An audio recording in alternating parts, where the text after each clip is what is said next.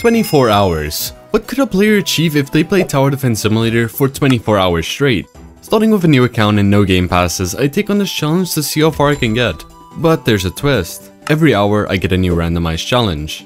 From playing with max sensitivity to drawing towers my teammates suggest and much more. And if I fall asleep at any point, I have to delete my account. Now with that said, say hello to my new account. Neko DJ Enjoyer. Don't comment about the name, I had to compromise with this, okay?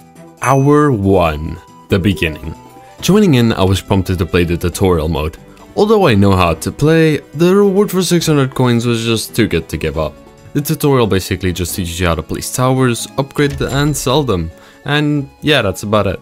As I was trying to speedrun the tutorial, it at least had some really good music, so that was a nice bonus. Finally, with the last wave, the dummy spawned with a decent 300 HP. I had a minigunner though, so the win was low-key inevitable. Now I also made sure to join the Paradoxums group, as it gives 100 extra starting cash at the start of every game, so having this would have a definite impact on how fast I could progress. After that, I went back into the lobby to collect the promised tutorial rewards. Although I got 600 coins, Commander actually denied me free will and forced me to buy Demoman for 250 coins. Very cool. Now with the tutorial done, we could finally start the spinny wheel thingy. For the first randomized challenge, I had to play only easy mode. This challenge might seem good, but the problem with easy mode is that it gives the worst coins of all the other modes. Nevertheless, I went right into my first game and chose Toyboard. With a mix of demolitionist, crowd control and sniper's single target damage, it made for a pretty good combo for the early waves. Wave 7 a normal boss spawned with 160 HP, and although tankier than the last enemies, it wasn't proving too bad so far. You might have noticed by now, but I have not used Scout at all, and it's for good reason. It's simply trash because its low-key just gets outclassed by Sniper in most cases. Now skipping to wave 16, the first proper boss spawned, Slow Boss. With a decent 1600 HP, it made a decent push, but with Sniper's full map range, it stood no chance. Now on wave 19 I had a ton of demos and snipers, but then Commander suggested I slow them down, on easy mode. Of course I don't have any slowdown towers. Like okay, how about you take a 3000 coin 6.5% interest conventional loan so I can buy one, Commander? Wave 22 had a somewhat close call with hidden boss leaking, but snipers finished them off in time. The final wave started and the Gravedigger spawned. With 15,000 HP it might have seemed relatively easy, but with snipers being my main source of damage, well, yeah. Although my defense did some good early damage, it kept spawning zombies and I couldn't damage it. It just stopped. Sadly with that, I took my first L. Now with me having 600 coins, I was still saving for a tower called Militant. It cost 1,500 coins however, so I still had a bit of grind ahead of me. I stuck to the same strategy with my usual early defense of demolitionists and snipers.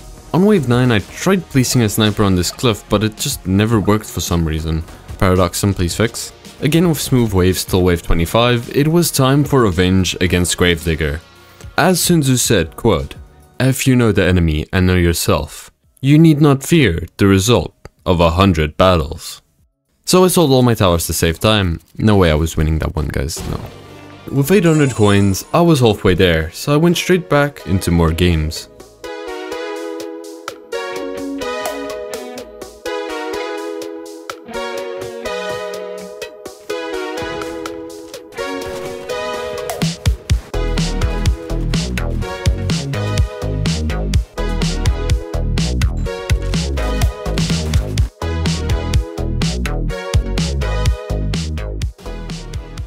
With 1200 coins, I was very close to getting Militant, but with the hour reaching its end, it was time for hour 2.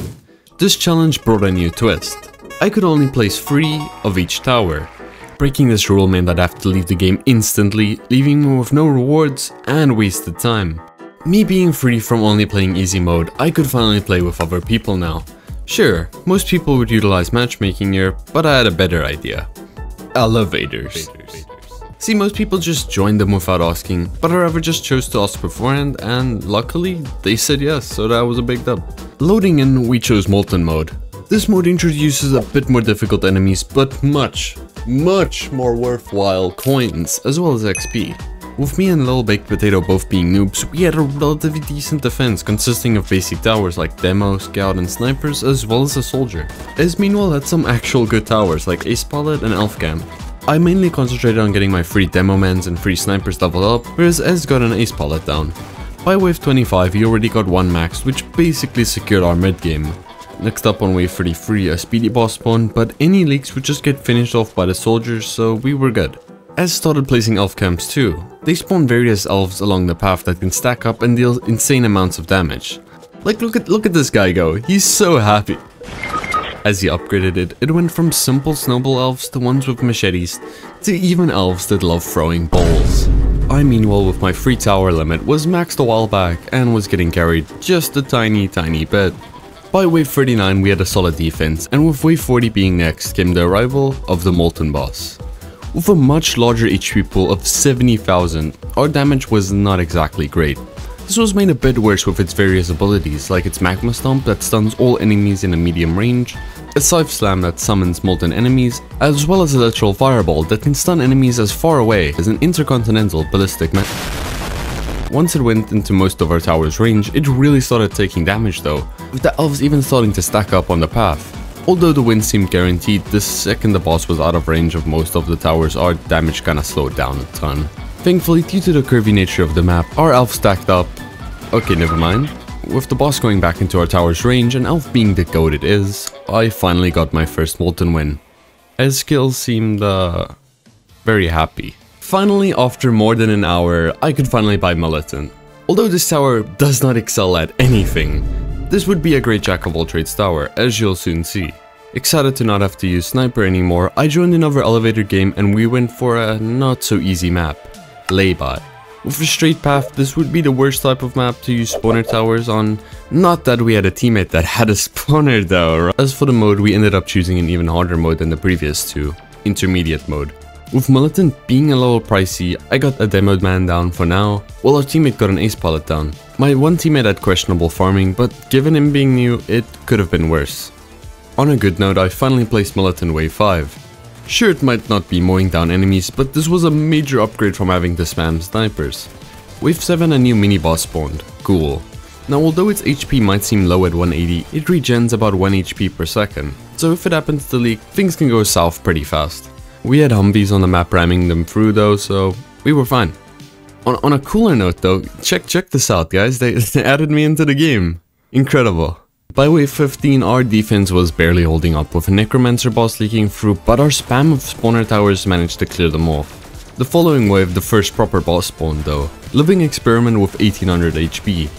Our lack of defense was even more evident with me selling towers and replacing them to help finish it off. The next wave we had even more leaks, and although it might have seemed over, I had a trick up my sleeve. Is that a container of oil? Knock, knock, it's the United States of America, and I hear you guys got oil that isn't under my... So our teammate actually clutched up hard with airstrikes, but that wasn't until next wave anyway, where, yeah, sadly the horde could not even be stopped by an airstrike. The 300 coins and 100 XP still made it a decent attempt though. So after that attempt, I realized I had actually placed 4 militants, not 3. So as punishment, I threw a game where I went till wave 10 and then left, leaving me with no rewards. For my next game, I joined Jodrell since he seemed like a pretty chill guy. We chose Molten mode and started off with a Warden and Militant. With a good early defense till wave 14, he asked me if I could place Militants at the back. Now this made me completely forget about the challenge since I already placed 3 Militants. I did not realize this. Only after 9 more waves did I actually realize I would have to leave the game. So sadly, I said my goodbyes. Well, okay then. This time I used matchmaking to get random teammates. We ended up choosing Fallen mode with this Alkadun being really annoying, saying he'd quit if we chose any other mode. He placed Brawler, an insanely good early game tower that could carry the first 10 waves easily. Him realizing the rest of us had bad towers though, he decided to leave, which kinda sucked. With only me and Blade Master left, the odds were against us. With his freezers coming in clutch against even a tank boss, we somehow managed to get all the way to wave 36, which considering our towers was not too bad. With the hour reaching its end, it was now time for hour 3. This time I got a preset challenge. Every time I lost, I would get 1 less tower slot, so if I lose 4 times, I would not be able to equip any towers at all. For the first game, I got a Cyber City map with Molten mode. Although I was feeling good at the moment, I'd need some way to keep me awake later on in the challenge, so I started streaming around this point. Now back to the game, although I had militants which made Molten mode a ton easier, it was definitely the mortars and ace pilots carrying us through the game. With the dub, I saved myself from losing a tower slot. In a new game on chessboard, our teammate Bed Wars Pro wanted Fallen, so I figured, hey, why not try it? Our defense started off pretty slow with 2 snipers from me and a warden from Snixna. Once I got a militant up, the wave started speeding up though. By wave 14 we had a really good defense with somebody getting a DJ down. Wave 35 was the wave I previously struggled on, but this time we were just obliterating everything in mere seconds. This just kept going, with our team getting some turrets, military bases and other towers up and going till the final wave, wave 40. The start of the wave was easy, but this changed a bit when Fallen King spawned. With his stun attack he stunned everything except on mortars, and without medics to cancel the stuns out, we had no counter besides pure firepower. With Commander's Call to Arms ability and our teammate calling in some APCs, our damage was racking up by the second though. We kept pouring damage into it, and with it managing to get a bit more than halfway, I finally secured my first Fallen win. Defeating it gave me a solid 700 coins and 200 XP. Pretty good. Now when I got back into the lobby, I realized I completely forgot to collect my badge rewards. These just gave extra XP, but yeah, should have remembered. Now as you might have realized, I was already level 21, which for only 3 hours was insane. Well, this is all due to a cool feature where there's double XP on weekends. Now this is important as levels 30, 50 and onwards give free towers which are extremely useful. I was only 9 levels away from level 30 that gives Crook Boss, so I only needed a bit more grinding.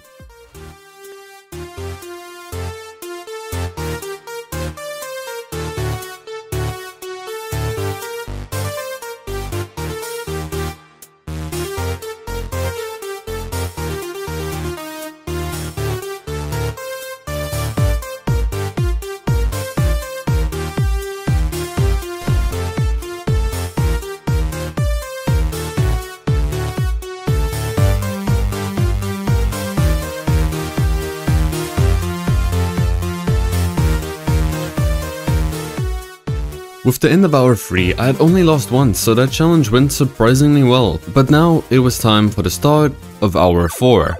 Spinning the wheel, my challenge this time was touch grass. Yes, really. For this challenge I have to play on maps with grass on them, and if I touch anything except grass, I have to leave.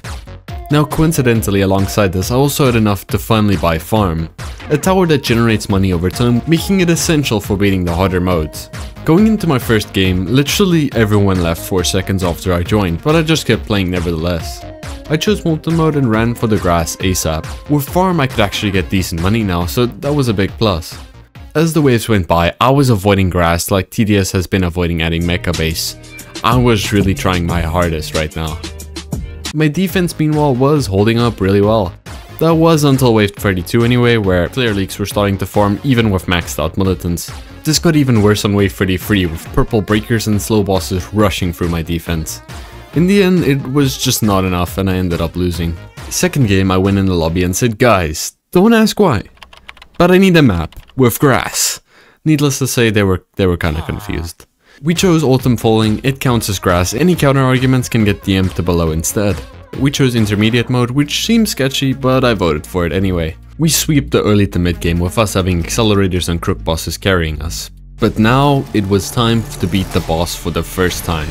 Wave 30, Patient Zero spawn with a decent 100,000 HP. However, it also had some tricks up its sleeve.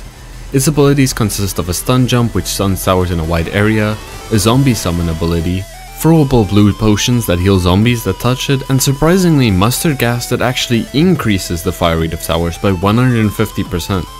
It started off with a stun, however it only lasted a few seconds and we were back to shredding it. It did start healing itself once it hit 50k HP, but we outdamaged it healing, so it was not too problematic.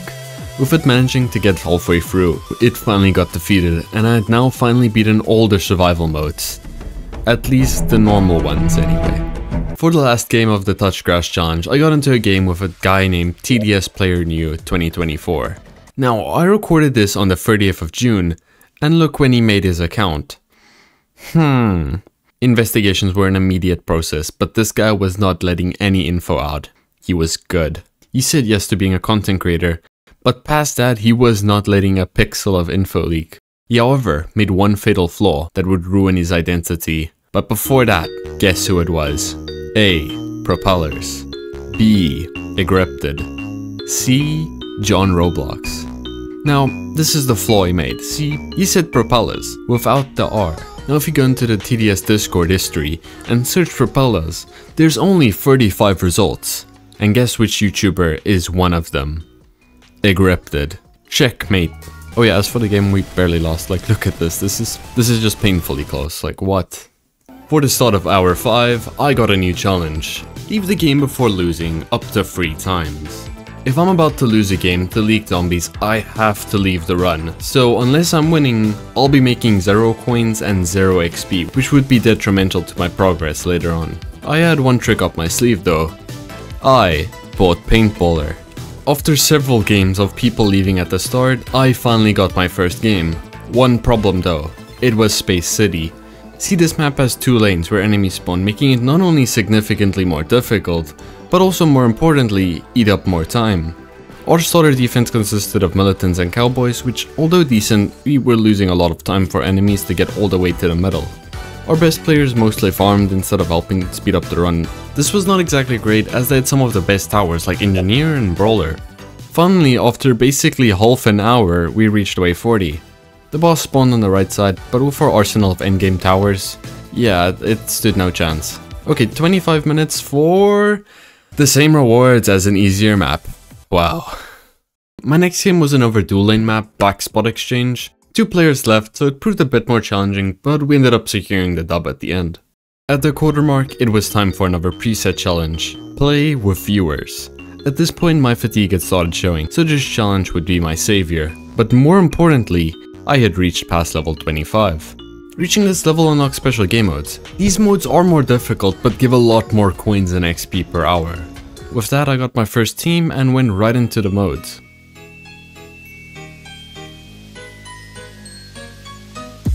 Welcome to Pizza Party. This game mode is a level up from the previous modes, with it requiring level 25 as previously mentioned. This mode introduces an entirely new type of enemy, flying enemies. Not only that, it also has upgraded variants of previous zombies and most notably, animatronic enemies, and of course an animatronic. Starting the run, Ramen plays some brawlers which, being as OP as they are, they carried the early game. The rest of us farmed till wave 10. I got a militant up and this is where the first animatronic scout would spawn. With 300 HP and fast speed, these are not to be messed with. For context, even 3 of the best starter towers brawler needed extra help from my militant to take it down. My teammate got a necromancer whereas the rest of us kept farming up. Wave 22, the first shotgunner animatronic spawned with a chunky 3500 HP, but with Ramen getting a max DJ up as well as Familial getting a level 4 accelerator, we made quick work of it. With this, our defense would be secured for the next few waves. Now, wave 28 brought flying balloons, which only a few of our towers could shoot, but thanks to a squadron of mortars, they did not even get past the first curve. By wave 36, we did start getting a bit overwhelmed with all 4 towers getting stunned, but we ended up finishing them off soon after. This kept going until finally, wave 40. With a colossal 250,000 HP, walk spawned in. We quickly finished off the horde, leaving only the boss left. It was already getting chipped away, but then our one teammate even used a nuke consumable to make it go down even faster. It used its jump scare ability right after, but before it could even use any of its other abilities, it got defeated, which was pretty insane. As for the reward, I got 1050 coins and 300 XP, which was a pretty good upgrade from the usual 500 from Molten. Now I could finally afford a new tower, and after weighing the options, I went for Ace Pilot. It recently got reworked to the point where it's back to its former S tier glory, so no way I was not using it. I could fit in one more viewer game into the hour, so what better special game mode to choose than...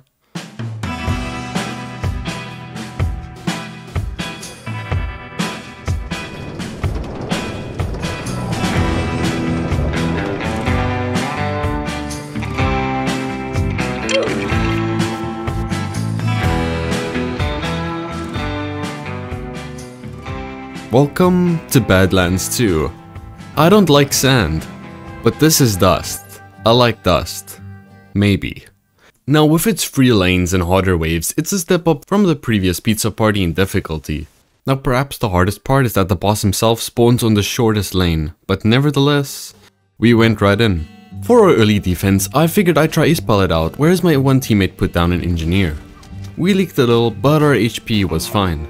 I subbed up for another ace pilot to cover both sides of the map, as our left side was really starting to lag. I low-key joked about us speedrunning, but I was actually serious since I only had so much time. Thankfully they got the hint, as they not only got a brawler down, but also 2 accelerators. Someone also placed this DJ. Oh god, if you know, you know. Up to wave 15 I leveled my farms up and then went all in on getting my ace pilots upgraded. Their sheer firepower and crowd control just obliterated every small enemy, with even slow bosses getting stopped in their tracks. Unfortunately, by wave 29 I had reached the 8th placement limit of ace pilots, so I made do with militants. It was only until wave 35 where we got some trouble, with our sides getting a bit overwhelmed, but the mortars helped finish them off. At this point the map was just chaos, with the explosions starting to form the sun itself. Like, what am I looking at? By wave 38 we were stacked with max mortars, accelerators, engineers and even commanders on the map. And with that, finally, wave 40 arrived. The hordes of zombies spawned, but they just got cleared right away. Gunslinger, however, with an insane 600,000 HP, would not be so easy. It was speeding through, but on 220k HP, it used its skull shot ability, which although bad that our towers got stunned, it also means extra time for our towers to deal critical damage. With it starting to get a bit too close for comfort, we finally managed to finish it off. Although the coins and XP were nice, once I got into the lobby, I got something even better.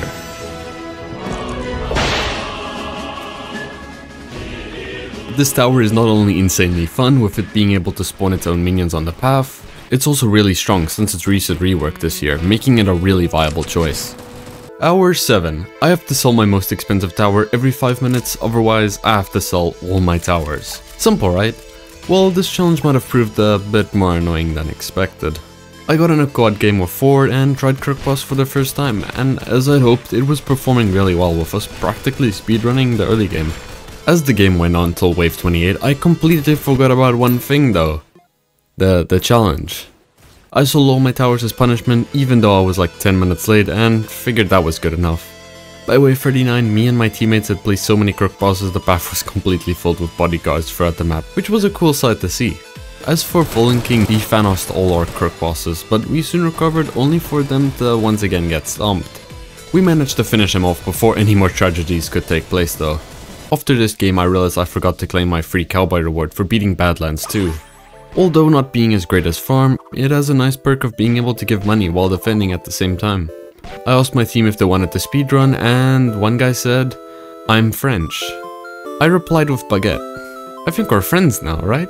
Since our team had endgame towers like accelerators and rangers, by the time we had wave 40, Fallen King made for an easy W. The following attempt was looking promising with minigunners, commanders and crook bosses on the front line. However, since the map had no curves at the start, any fast and tanky enemies would be a problem. Wave 30 a tank spawned and despite it getting really low on HP, it managed to scrape through with 300 HP. And with that, I'd reached hour 8. Finally I got a challenge that I was looking out for. I would have to ask someone to name a tower, and I won't be able to place any tower until I at least made a somewhat decent art painting of that tower. The longer I take to draw, the higher the chances my teammates are gonna get overwhelmed and us losing. I went straight into my first game and then asked them to name any tower. Minigunner. I went straight into paint and started. I was drawing all of them from memory, so I started with the easiest part, the minigun. I then started working on the best shirt I've ever painted, as well as pants and a head. I kinda forgot to draw the hands and shoes, so I added those. After realizing the bucket tool exists, things got a lot easier, and finally, voila. I managed to get back in time and upgraded my cowboy ASAP. Somehow 2 of my teammates already left, which was not exactly great. I asked how his day was and he said it was fine. Since his name is Epic Gamer, I said I hoped his day turned epic whilst we were obliterating Molten Boss. He said thanks. Pretty awesome. Next game was a falling game in Cyber City. I asked him to name a tower and this guy replied with DJ. I'll let the drawing speak for itself. As for the game itself, although we did good at the start, the last wave was just too much and we ended up losing to the Fallen Guardians. Going to the next game, my one teammate said Commander. Now, I had no excuses this time, but somehow I could not remember how to draw a Commander's hat. As for the run, we had Flying Rangers somehow. Sounds about right. The best part though was that we were all Baconaires, so we had that secret synergy between us. With that, we got the win with ease, with the boss barely even lasting 30 seconds. In the next one, I figured, hey, why not just ask for 3 towers this time? Slimy named Ace Pilot, Electroshocker, and Cowboys, so I went straight back to painting. Honestly, Leonardo da Vinci is trembling at the sight of these drawings. By the time I was done, it was literally already wave 38, so I just spammed crook bosses and into the boss wave we went. Needless to say, we took the win. Drawing random towers is cool and all, but it's not all that difficult. I want a real challenge.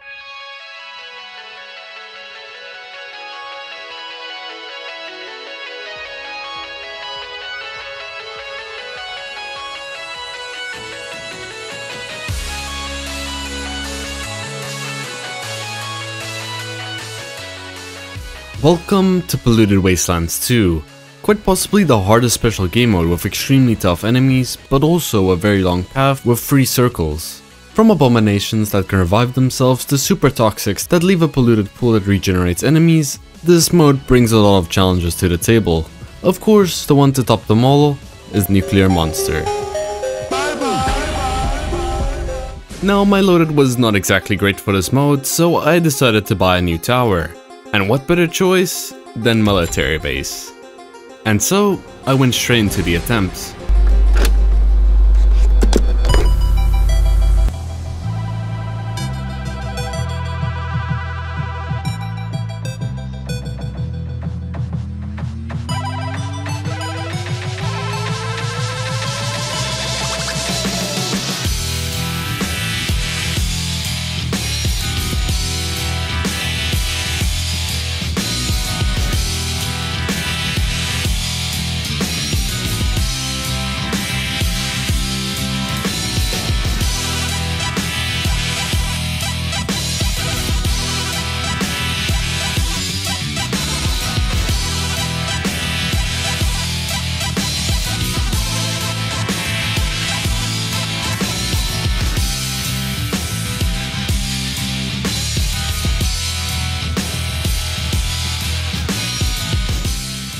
Sadly, before we could start chipping away at the boss, an abomination managed to sneak past our defense. After that, my attempts were not as successful, until finally...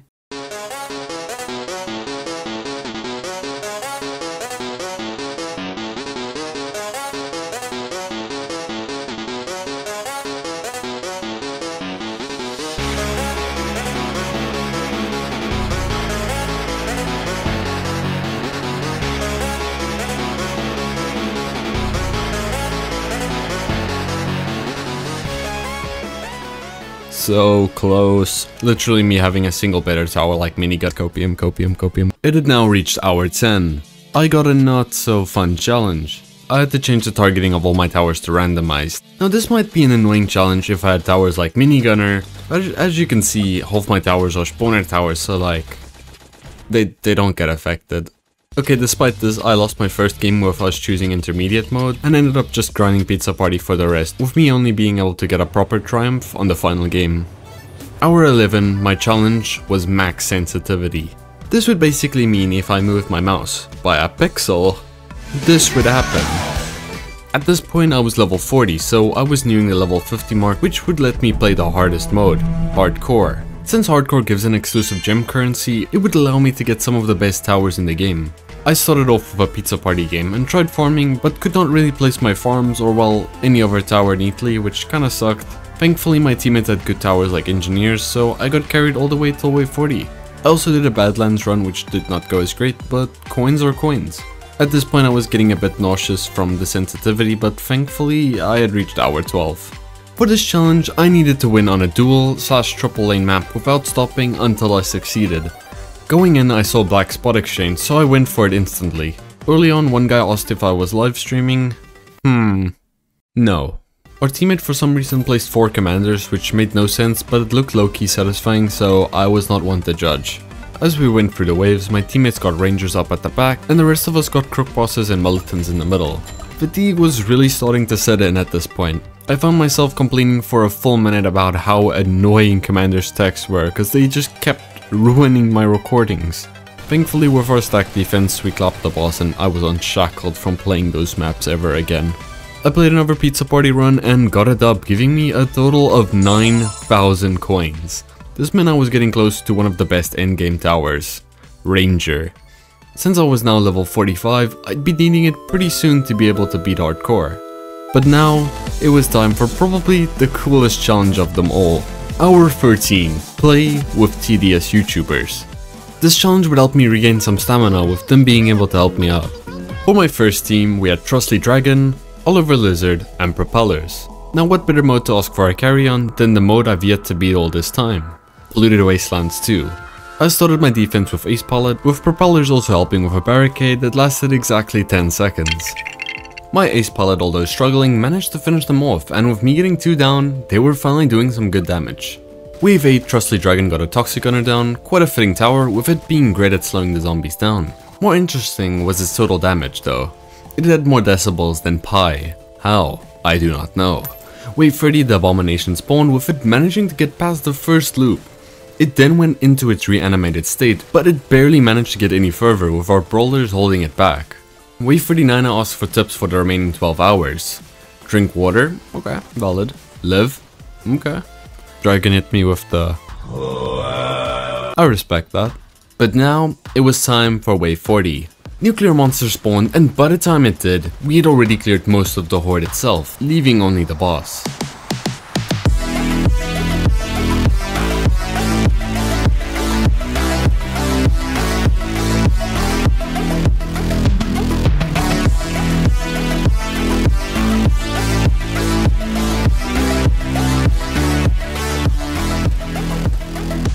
And with that, I had beaten all the modes except hardcore.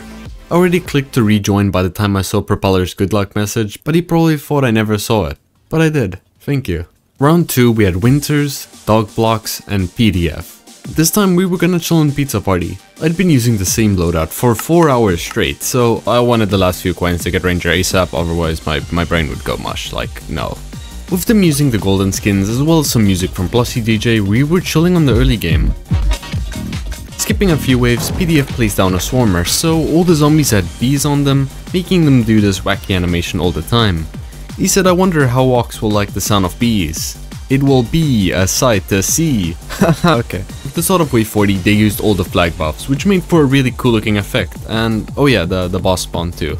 Even though we had literally no accelerators or engineers, we still managed to beat it quickly with the help of the flags. At this point, the challenge was supposed to be over with it hitting the hour mark, but I tried squeezing another group in. Hour 14. Round 3 we had CORSO and Souls. Now we did a quick pizza party run, which to sum up the most important part, I mean he said it. Okay, no, we had some leaks wave 1, but Souls clutched up by using a literal nuke. CORSO meanwhile was playing on a bad laptop, so he was having a not so great time. We won, and with the coins I could finally buy the tower I'd been grinding 4 hours for.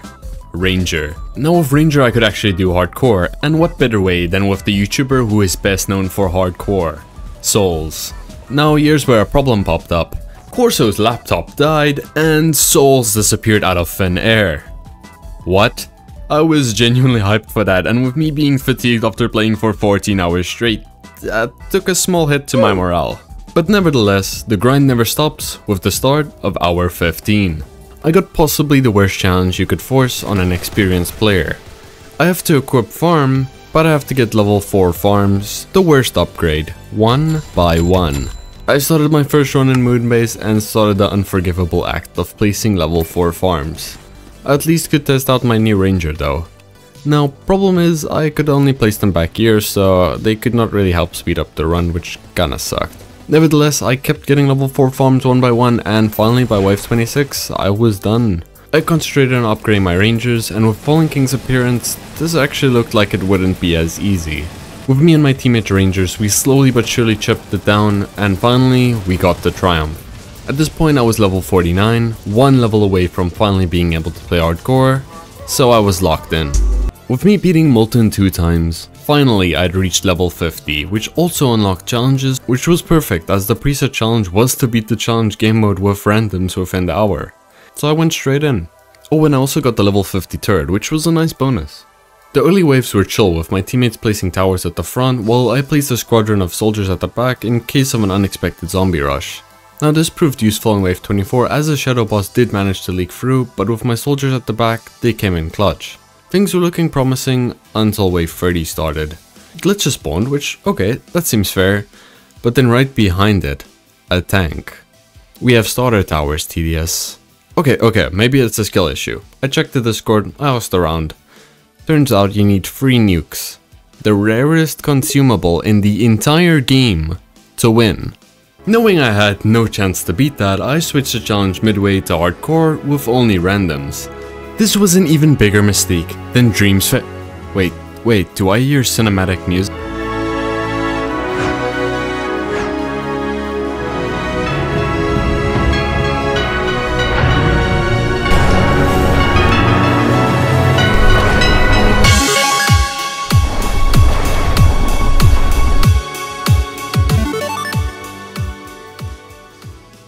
This is hardcore mode, a place where even the best players get challenged to their limits. Hardcore changes things up by firstly making tower placements and upgrades cost 50% more. Now it also has various flying, hidden and lit enemies, so there's a lot of elements at play here. One mistake can make a run turn for the worst, but nevertheless, I went into my first attempt. First run, our teammates spammed level 0 farms while me and the other guy defended. Things were already looking bad as a wave of hiddens already started appearing from wave 10, and needless to say our hidden defense was not exactly on par. From losing, I only got 9 gems.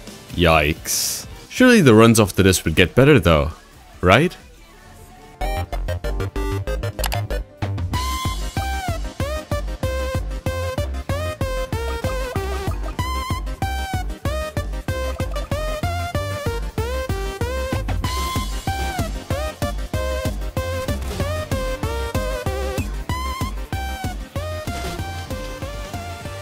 With questionably bad teammates in most of the runs, I decided fine, I'll do it myself.